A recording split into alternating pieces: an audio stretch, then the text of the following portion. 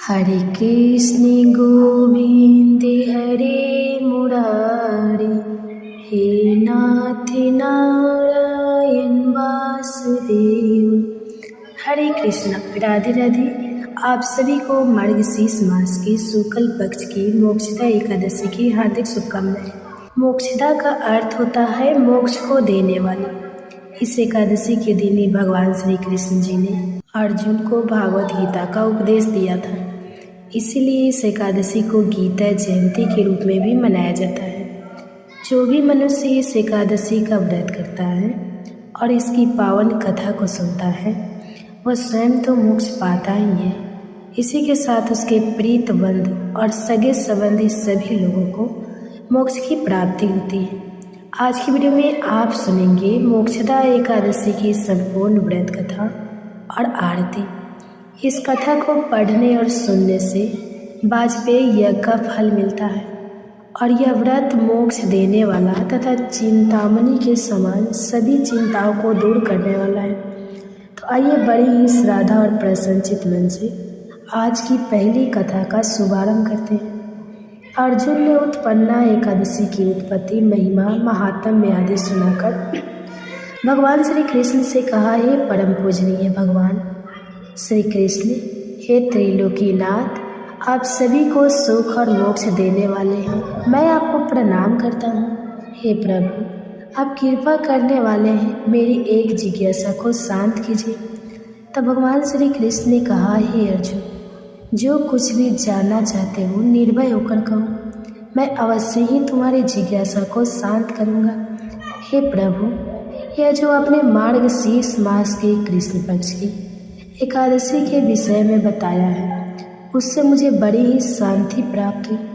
आप कृपा करके मार्गशीर्ष मास के शुक्ल पक्ष में जो एकादशी आती है उसके विषय में भी बताने की कृपा करें। उसका क्या नाम है, उस दिन कौन से देवता की पूजा की जाती है और इस एकादशी के पूजन की विधि क्या है, उसका व्रत करने से मनुष्य को क्या फल मिलता है। प्रभु, मेरे इन प्रश्नों का विस्तार सहित उत्तर देकर मेरी जिज्ञासा को दूर कीजिए, आपकी बड़ी कृपा होगी। अर्जुन की जिज्ञासा सुनकर भगवान श्री कृष्ण बोले, ही अर्जुन, तुमने बहुत ही श्रेष्ठ प्रश्न किया है, इसलिए तुम्हारा यह संसार में फैले। मार्गशीर्ष के शुक्ल पक्ष की एकादशी अनेक पापों को नष्ट करने वाली है। संसार में इसे मोक्षदा एकादशी के नाम से जाना जाता है। इस एकादशी के दिन श्री दामोदर भगवान का धूप, दीप, नैवेद्य आदि से भक्ति पूर्वक पूजन करना चाहिए। हे कुंती पुत्र, इस एकादशी व्रत के पुण्य के प्रभाव से नरक में गए हुए माता पिता और पितर आदि को स्वर्ग की प्राप्ति होती है। इसकी कथा एक पुराण में इस प्रकार है, इसे ध्यानपूर्वक सुनो। वनस नाम का एक राजा प्राचीन नगर में राज करता था। उसके राज्य में चारों वेदों के ज्ञाता ब्राह्मण रहते थे। राजा अपनी प्रजा का पुत्र व्रत पालन किया करता था। एक रात्रि को स्वप्न में राजा ने अपने पिता को नरक की यातनाएं भोगते हुए देखा। इस प्रकार का स्वप्न देखकर राजा बड़ा ही व्याकुल हुआ। वह बेचैनी से सुबह होने की प्रतीक्षा करने लगा। सुबह होते ही उसने ब्राह्मणों को बुलाकर उनके समक्ष अपने स्वप्न की बात बताई। हे ब्राह्मण, रात्रि को स्वप्न में मैंने अपने पिता को नरक की यातनाएं भोगते हुए देखा। उन्होंने मुझसे कहा है कि हे पुत्र, मैं घोर नरक भोग रहा हूँ, मेरे यहाँ से मुक्ति करा। जब से मैंने उनके यह वचन सुने हैं तब से मुझे चैन नहीं है। मुझे अब राज्य, सुख, ऐश्वर्य, हाथी, घोड़े, धन, स्त्री, पुत्र आदि सब कुछ भी सुखदायक प्रतीत नहीं हो रहे। अब मैं क्या करूं, कहाँ जाऊं? इस दुख के कारण मेरा शरीर तप रहा है। आप लोग मुझे किसी प्रकार का तप, दान, व्रत आदि बताएं जिससे मेरे पिता को मुक्ति प्राप्त हो। यदि मैंने अपने पिता को नरक की यातनाओं से मुक्त कराने के प्रयास नहीं किए तो मेरा जीवन निरर्थक है। जिसके पिता नरक की यातनाएं भोग रहे हो, उस व्यक्ति को इस धरती पर सुख भोगने का कोई अधिकार नहीं है। हे ब्राह्मण देव, मुझे शीघ्र ही उसका कोई उपाय बताने की कृपा करें। राजा के आंतरिक दुख की पीड़ा को सुनकर ब्राह्मणों ने आपस में विचार विमर्श किया। फिर एक मत होकर बोले, राजन, वर्तमान भूत और भविष्य के ज्ञाता पर्वत नाम की एक मुनि है। वे यहाँ से अधिक दूर नहीं है।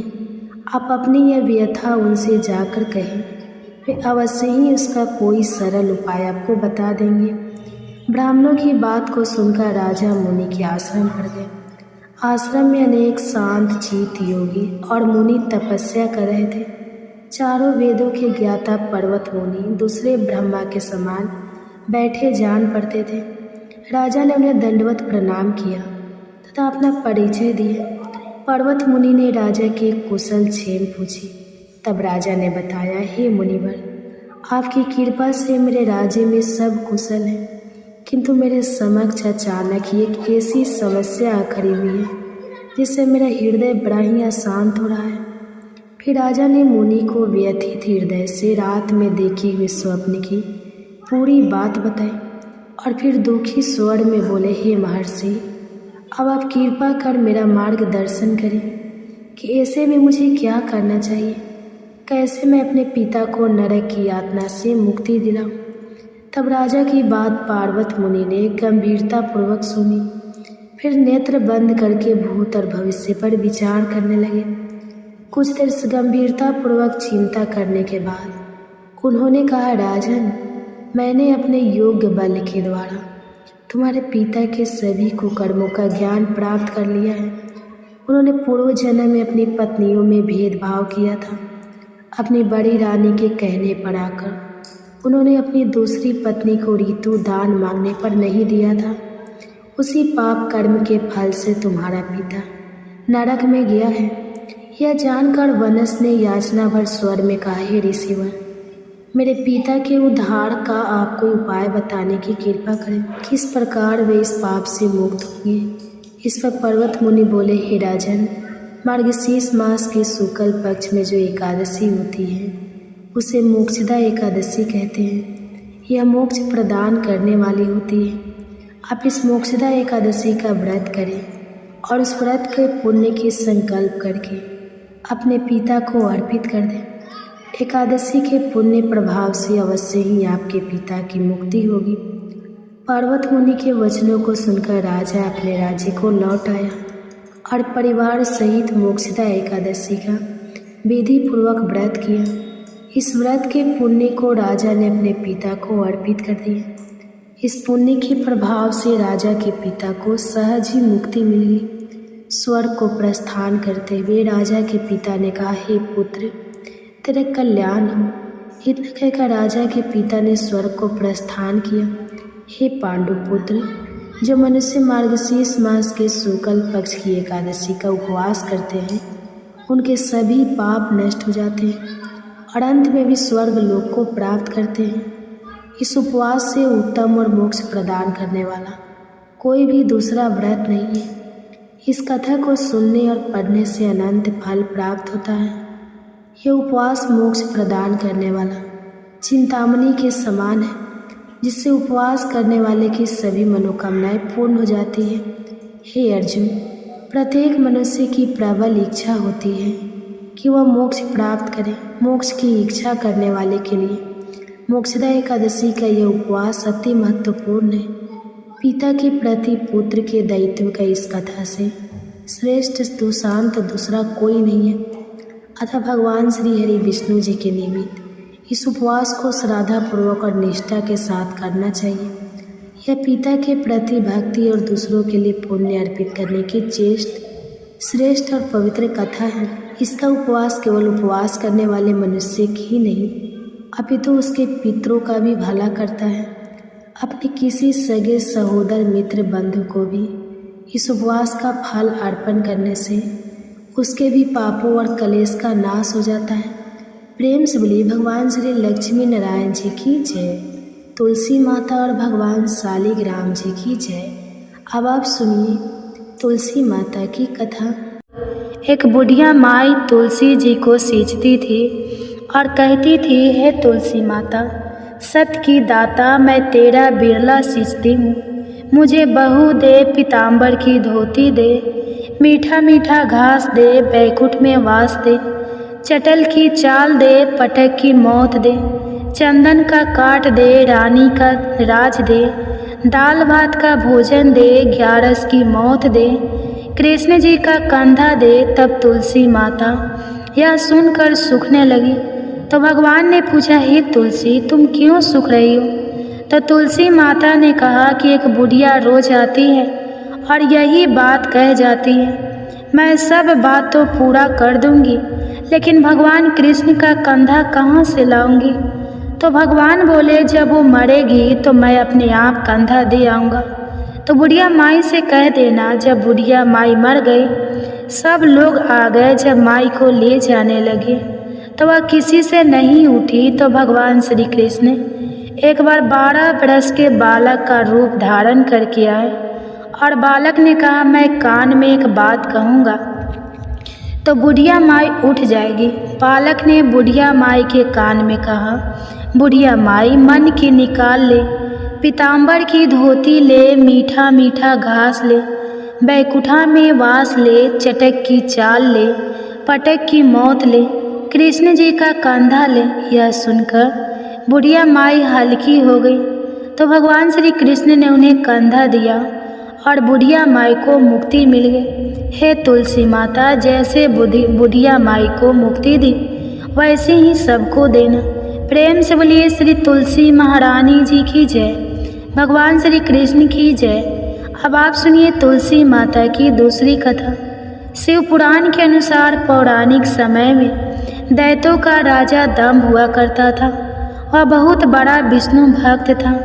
कई सालों तक उसके यहाँ संतान नहीं होने के कारण उसने शुक्राचार्य को अपना गुरु बनाकर उनसे श्री कृष्ण मंत्र प्राप्त किया। यह मंत्र प्राप्त करके उसने पुष्कर सरोवर में घोर तपस्या की। भगवान विष्णु उसकी तपस्या से प्रसन्न हुए और उसे संतान प्राप्ति का वरदान दे दिया। भगवान विष्णु के वरदान से राजा दंभ के यहाँ एक पुत्र ने जन्म लिया। इस पुत्र का नाम शंखचूड़ रखा गया। बड़ा होकर शंखचूड़ ने ब्रह्मा जी को प्रसन्न करने के लिए पुष्कर में घोर तपस्या की। तपस्या से प्रसन्न होकर ब्रह्मा जी ने उसे वरदान मांगने को कहा। तब शंखचूड़ ने वरदान मांगा कि वह हमेशा अजर अमर रहे, वह कोई भी देवता उसे नहीं मार पाए। ब्रह्मा जी ने उसे यह वरदान दे दिया और कहा कि वह बद्री वन जाकर धर्मध्वज की पुत्री तुलसी जो तपस्या कर रही है उससे विवाह कर ले। शंखचूड़ ने वैसा ही किया और तुलसी के साथ विवाह के बाद सुखपूर्वक रहने लगा। उसने अपने बल से देवताओं, असुरों, दानवों, राक्षसों, गंधर्वों, नागों, किन्नरों, मनुष्य तथा त्रिलोकी के सभी प्राणियों पर विजय प्राप्त कर ली। वह भगवान श्री कृष्ण का परम भक्त था। शंखचूड़ के अत्याचारों से सभी देवता परेशान होकर ब्रह्मा जी के पास गए और ब्रह्मा जी उन्हें भगवान विष्णु के पास ले गए। विष्णु ने कहा कि शंखचूड़ की मृत्यु भगवान शिव के त्रिशूल से ही होगी, अतः आप उनके पास जाए। भगवान ने उन्हें चित्ररथ नामक गण को अपना दूत बनाकर शंखचूड़ के पास भेजा। चित्ररथ ने शंखचूड़ को समझाया वह देवताओं को उनका राज्य लौटा दे, परंतु शंखचूड़ ने मना कर दिया और कहा कि वह महेश्वर से युद्ध करना चाहता है। भगवान शिव को जब यह बात पता लगी तो वे युद्ध के लिए अपनी सेना लेकर निकल पड़े और दानवों में घमासान युद्ध हुआ, परंतु ब्रह्मा जी के वरदान के कारण शंखचूड़ को देवता नहीं हरा पाए। भगवान शिव ने शंखचूड़ का वध करने के लिए जैसे ही अपना त्रिशूल उठाया तभी आकाशवाणी हुई कि जब तक शंखचूड़ के हाथ में श्रीहरि का कवच है और उसकी पत्नी का सतीत्व अखंडित है तब तक इसका वध असंभव है। आकाशवाणी सुनकर भगवान विष्णु वृद्ध ब्राह्मण का रूप धारण कर शंखचूड़ के पास गए और उससे श्रीहरि कवच दान में मांग लिया। शंखचूड़ ने वह कवच बिना किसी संकोच के दान कर दिया। शंखचूड़ का रूप बनाकर तुलसी के पास गए। शंखचूड़ रूपी भगवान विष्णु ने तुलसी के महल के द्वार पर जाकर अपने विजय होने की सूचना दी। यह सुनकर तुलसी बहुत प्रसन्न हुई और पति रूप में आए भगवान का पूजन किया।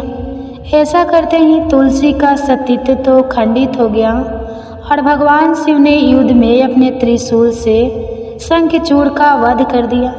तब तुलसी को जब पता चला कि वे उनके पति नहीं हैं बल्कि वे तो भगवान विष्णु हैं, तो क्रोध में आकर तुलसी जी ने कहा कि आपने छल पूर्वक मेरा धर्म भ्रष्ट किया है और मेरे पति को मार डाला, अतः मैं आपको श्राप देती हूँ कि आप पाषाण होकर धरती पर हैं। तब भगवान विष्णु ने कहा कि देवी, तुम मेरे लिए भारतवर्ष में रहकर बहुत दिनों तक तपस्या कर चुकी हो।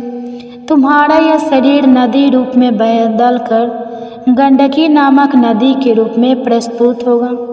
तुम पुष्पों में श्रेष्ठ तुलसी का वृक्ष बन जाओगी और सदा मेरे साथ रहोगी। तुम्हारे श्राप को सत्य करने के लिए मैं पाषाण शालिग्राम बनकर रहूँगा। गंडकी नदी के तट पर मेरा वास होगा। प्रेम से बोले भगवान विष्णु और तुलसी माता की जय। आइए अब सुनते हैं गरीब ब्राह्मण और तुलसी माता की कहानी। एक नगर में एक गरीब ब्राह्मण अपनी पत्नी के साथ रहता था। वह भिक्षा मांगकर अपना सारा जीवन गुजारता था और भगवान की पूजा में लगा रहता था। वह इतनी ही भिक्षा मांगता था जिससे उसके और उसके परिवार का पेट भर सके। उस नगर का राजा बहुत धनवान और ब्राह्मणों का आदर करने वाला था। राजा किसी भी ब्राह्मण को अपने महल से खाली हाथ नहीं जाने देता था। दूर दूर से ब्राह्मण राजा के पास आते और उसे मुंह मांगा दान देकर आशीर्वाद देते हुए चले जाते। एक दिन ब्राह्मण की पत्नी ने ब्राह्मण से कहा कि दूर दूर से ब्राह्मण राजा से मनचाहा दान लेकर चले जाते हैं और तुम यहाँ के यहाँ एक दिन भी राजा के पास नहीं गए। जन्म भर कंगाली कहाँ तक झेलूं। आज तुम जाओ और राजा से कुछ मांग कर ला। ब्राह्मण ने अपनी पत्नी को समझाते हुए कहा कि तू तो बावड़ी है, हमें धन की क्या ज़रूरत, हमें इतना तो मिल ही जाता है जिससे हम अपना पेट भर सकें। और राजा का धन अच्छा नहीं होता, वह हमें नहीं लेना चाहिए। ब्राह्मण की पत्नी जीत पर अड़ गई और बोली, मैं तुम्हारी एक भी बात सुनने वाली नहीं हूँ। कब तक हम कंगाली में जीते रहेंगे? तुम तो रोज़ माला लेकर बैठ जाते हो। अपने बच्चे को क्या खिलाए और क्या पहनाए? जब बच्चे दूसरे बच्चों को पहनते ओढ़ते और खाते पीते देखते हैं तो उनका मन भी ललच जाता है। आज तुम राजा के पास जाओ, राजा बहुत भला व्यक्ति है, वह हमें जरूर मुँह मांगा दाम देगा। मजबूर होकर ब्राह्मण राजा के महल की ओर चल दिया, पर राजा उस समय महल में नहीं था। ब्राह्मण को वापस लौटना पड़ा। दूसरे दिन ब्राह्मण की पत्नी ने ब्राह्मण को फिर से महल भेजा, परंतु फिर से महल में नहीं मिला राजा। तीसरे दिन राजा महल में मिल गया और उसने ब्राह्मण का स्वागत किया और उसे आसन पर बैठाया और 2 दिन ना मिल पाने के लिए क्षमा भी मांगी। राजा ने कहा, मैं आपकी क्या सेवा कर सकता हूँ? ब्राह्मण ने कहा, जो मैं मांगूँ तो आप दे सकेंगे? राजा ने कहा, हाँ कहिए, मैं आपकी क्या सेवा कर सकता हूँ? ब्राह्मण ने निवेदन किया, महाराज मैं कुछ और नहीं चाहता, बस आप मुझे अपनी पसीने की कमाई से 4 पैसे दान में दे दीजिए। ब्राह्मण की बात सुनकर राजा चौंक गया और सोचने लगा, खजाने में बहुत सारा धन पड़ा है पर मेरी मेहनत की 1 कौड़ी भी नहीं है। राजा ने ब्राह्मण से कहा, आप मुझे 1 दिन का समय दें, मैं कल आपको आपका मुंह मांगा दान दूंगा। ब्राह्मण को जब खाली हाथ देखा तो पत्नी बोली, क्या हुआ? राजा ने कुछ नहीं दिया? ब्राह्मण बोला, राजा ने कल देने के लिए कहा है। ब्राह्मण की पत्नी सोचने लगी, शायद इन्होंने बहुत सारा धन मांगा होगा और राजा को इसकी व्यवस्था करने में समय लग रहा होगा, इसलिए कल बुलाया है। दूसरी ओर राजा ने अपनी राजसी कपड़े बदलकर फटे पुराने कपड़े पहने और मजदूर जैसा भेष बना लिया। जब राजा की पत्नी ने देखा और कारण पूछा तो राजा ने सब कुछ बताया। रानी बोली, मैं भी आपके साथ चलूंगी। राजा के हाँ कहने पर रानी भी पुरानी साड़ी पहनकर आ गई। इस प्रकार राजा और रानी मजदूरी की तलाश में शहर निकले। लोहारों के मोहल्ले में जाकर राजा ने आवाज़ लगाई, किसी को मजदूर चाहिए। तो आखिर एक लोहार ने उन्हें बुला लिया जो पहिए पर हाल चढ़ाने की तैयारी कर रहा था। उसने राजा से कहा, देखो, तुम्हें पहले खलात ठोकनी पड़ेगी और जब आग आ जाए तो उसके बाद धन पीटना होगा। फिर रानी की ओर देखकर कहा कि तुम्हें कुएं में से पानी लेकर हौदी भरनी होगी और कोयले वाले घर से कोयला लेकर भट्ठी में डालना होगा। तुम दोनों को दिन भर में 2-2 आने मिलेंगे। अगर काम पसंद हो तो बोलो, नहीं तो अपना रास्ता नापो। राजा रानी लोहार के बताए काम को करने लगे। राजा खलाद ठोकने लगा पर उसे काम ठीक से नहीं हो पा रहा था। लोहार नाराज होकर राजा को ठीक से काम करने के लिए कहता तो राजा जैसे तैसे अपना काम करने लगा। रानी भी कुएं से पानी भरकर लाने लगी। रानी के हाथ में फफूंद हो गए। किसी तरह बड़ी कठिनाइयों से उसने पानी का हौद भरा। उसके बाद रानी कोयला लाकर भट्ठी में डालने लगी।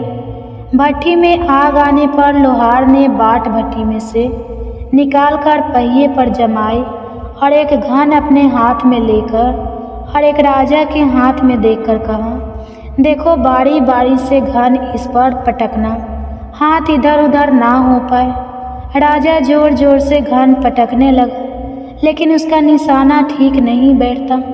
कभी घन हाल पर गिरता तो कभी पहिए पर। मजदूरों का यह हाल देखकर लोहारिन बड़बड़ाती हुई आई और लोहार से कहने लगी, तुमने कहाँ से यह 9 सखिए मजदूर काम पर लगाए हैं? इनसे काम नहीं होगा। यह मजदूर तुम्हारा सब काम बिगाड़ देंगे। राजा रानी उन दोनों की फटकार सुनते सुनते अपना काम मन लगाकर करते रहे। घान पटकते पटकते राजा का शरीर पसीने से तर हो गया और जोर जोर से सांसें चलने लगी। रानी भी पानी भरते भरते और कोयला झोंकते झोंकते थक कर चूर हो गई। दोनों ने पूरे दिन बहुत मेहनत की। लोहार ने राजा रानी को 2-2 पैसे दिए जिसे वह बड़ी खुशी से लेकर महल आ गए।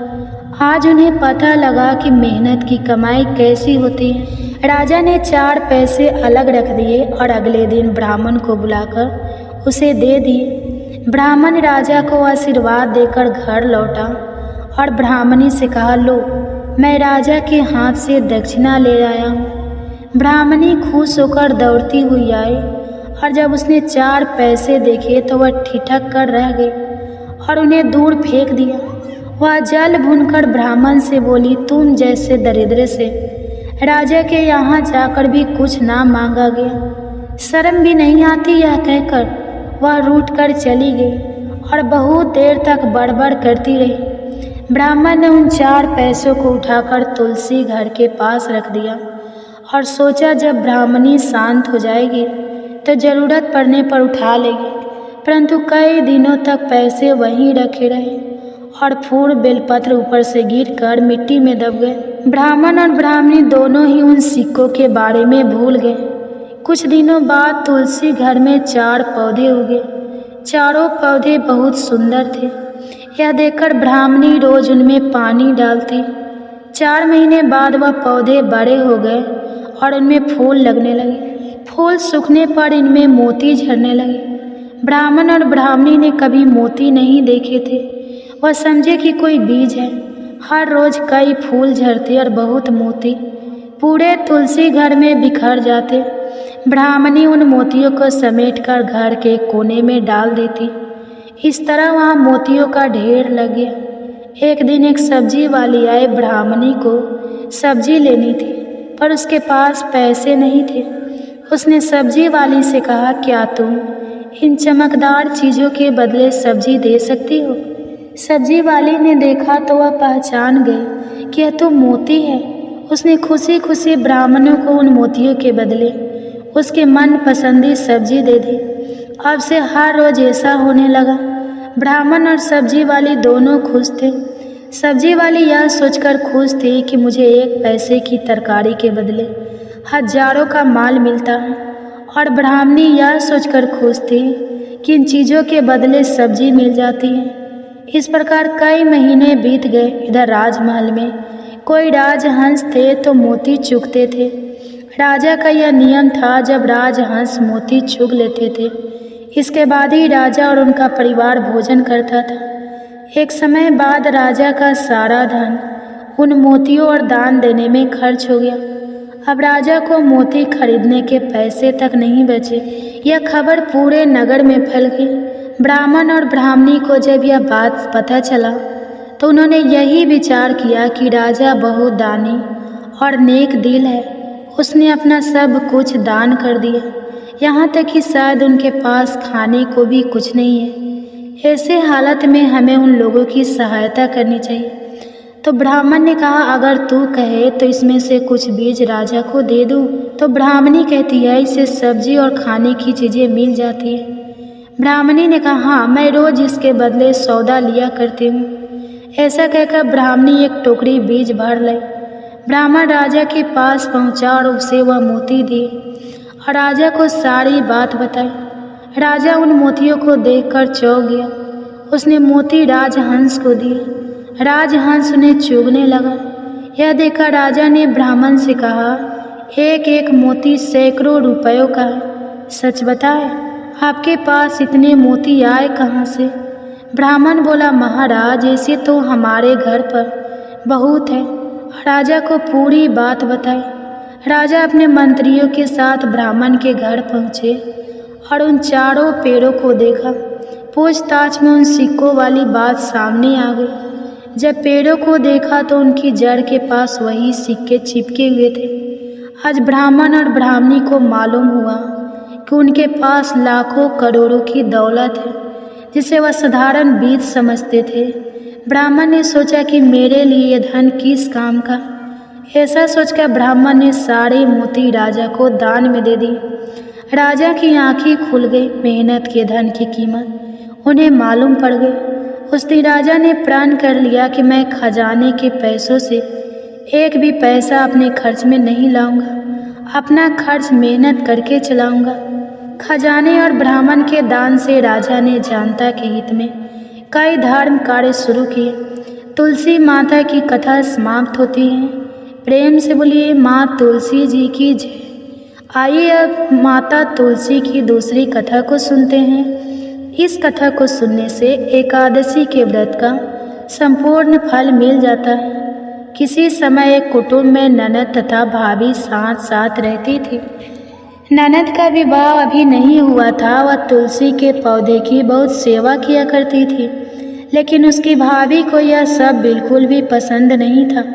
जब कभी उसकी भाभी को अत्यधिक क्रोध आता तब वह उसे ताना देते हुए कहती, एक बूढ़ी माई थी, कार्तिक मास में तुलसी को जल से सींचा करती थी, और जब वह तुलसी जी को सींचने जाती थी और जब वह तुलसी को सींचती तो माता से कहती है, तुलसी माता, सत की दाता, मैं तेरा बिरवा सींचती हूँ, मुझे बहू दे, पीले रंग की धोती दे, मीठा ग्रास दे, बैकुंठ में वास दे, अच्छी मौत दे, चंदन का काठ दे, अच्छा राज दे, खाने को दाल भात दे, और 11 के दिन कृष्ण का कंधा दे।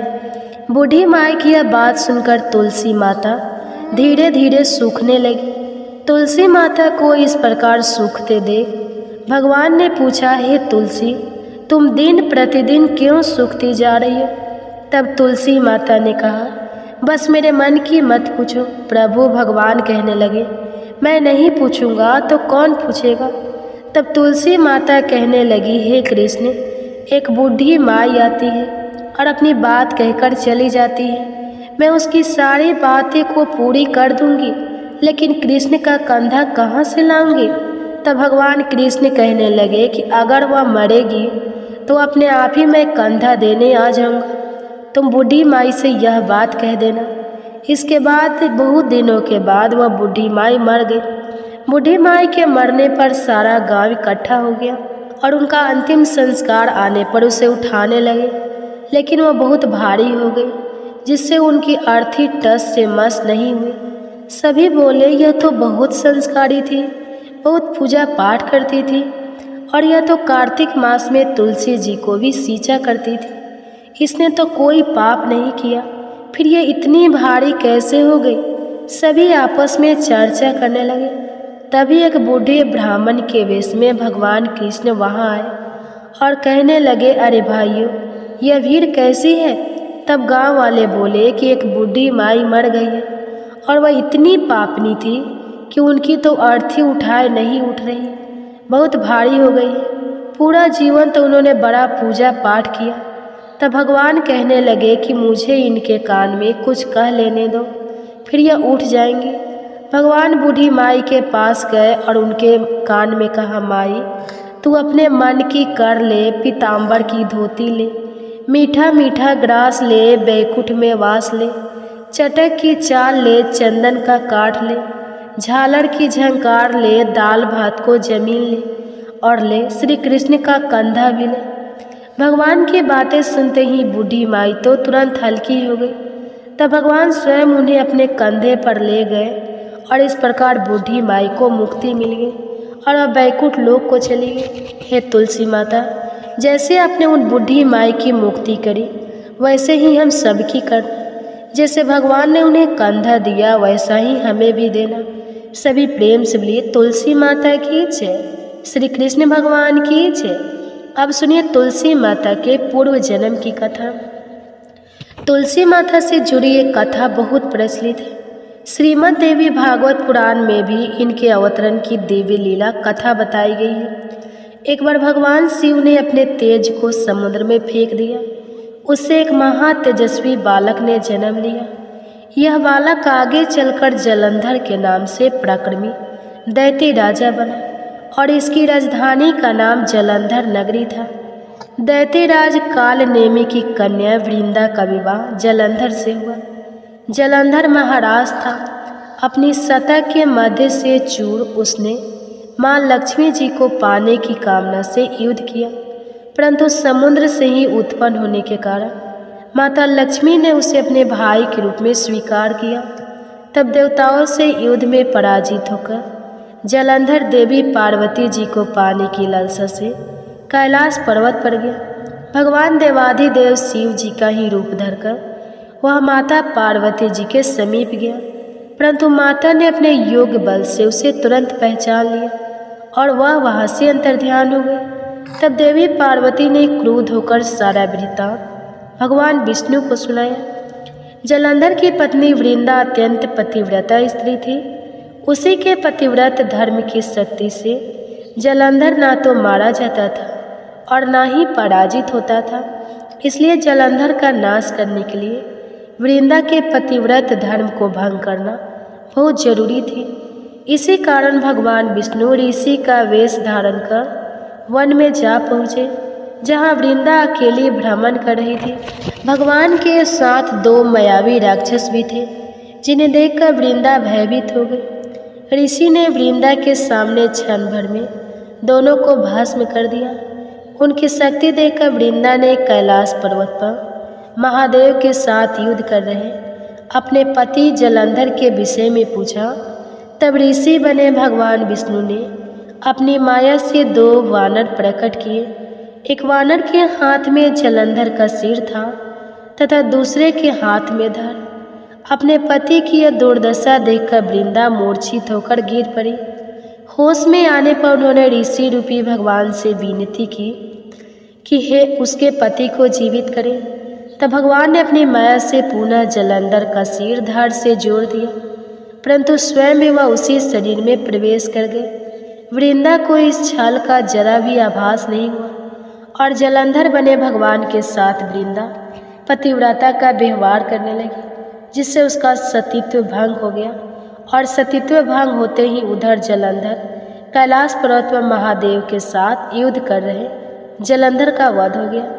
भगवान शिव ने जलंधर का वध कर दिया और इस सारी लीला का जब वृंदा को पता चला तो उसने क्रोध होकर भगवान विष्णु को शीला होने का श्राप दे डाला और स्वयं सती हो गई। जहाँ वृंदा भस्म हुई वहाँ राख पर तुलसी का पौधा हो गया। तब भगवान विष्णु ने वृंदा से कहा, हे वृंदा, तुम अपने सतीत्व के कारण मुझे लक्ष्मी से भी अधिक प्रिय हो गई हो। अब तुम तुलसी के रूप में सदा मेरे साथ रहोगी।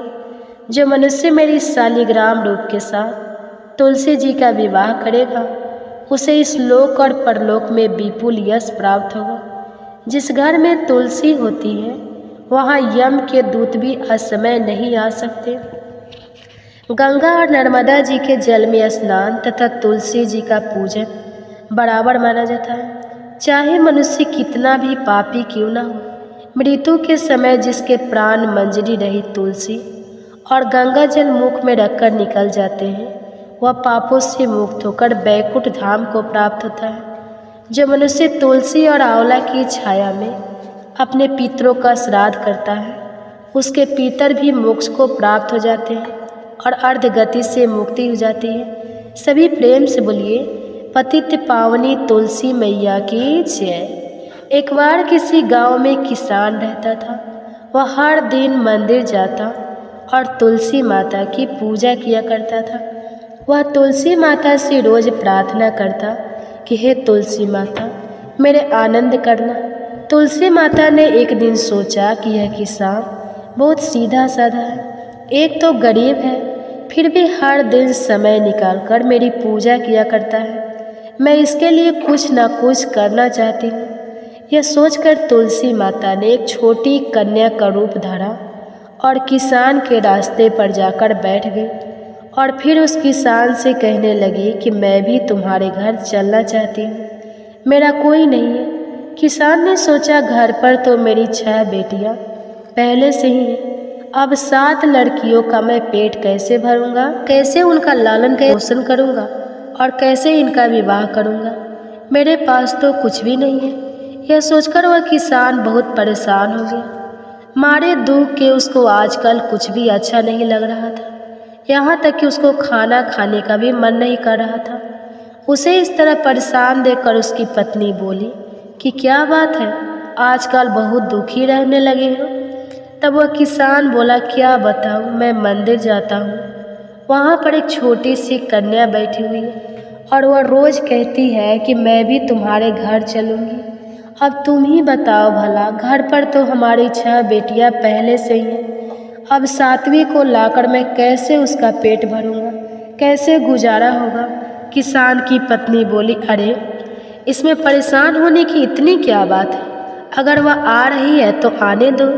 जैसे हमारी यह 6 बेटियाँ रहती हैं, वैसी वह भी रह लेगी। तब किसान बोला, अरे हम उसका विवाह कैसे कराएंगे, कैसे इतने बड़े परिवार का गुजारा होगा।